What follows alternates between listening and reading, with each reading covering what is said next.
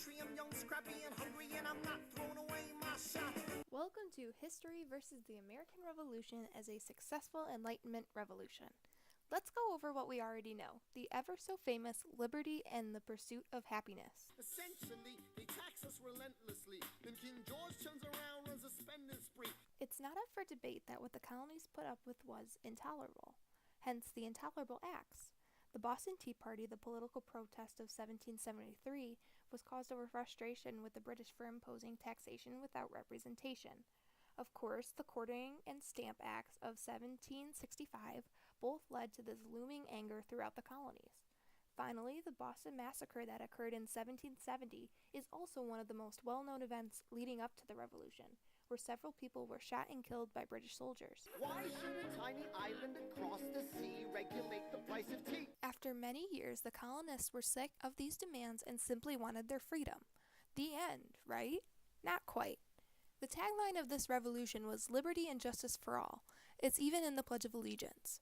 But how did the newly independent colonists actually fulfill this promise? Easy. They didn't. Well, unless you were a white male who owned property.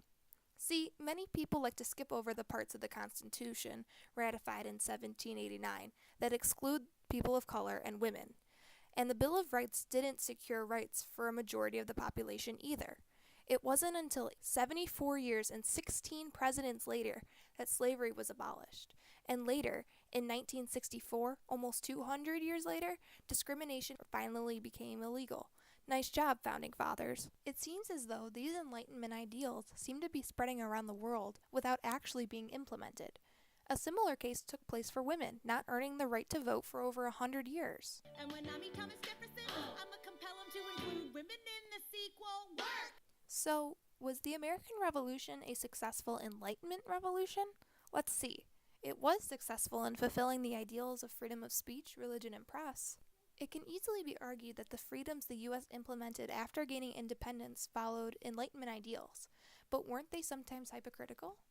What about complete justice and equality for all? Was that successful? What about African Americans? What about Native Americans?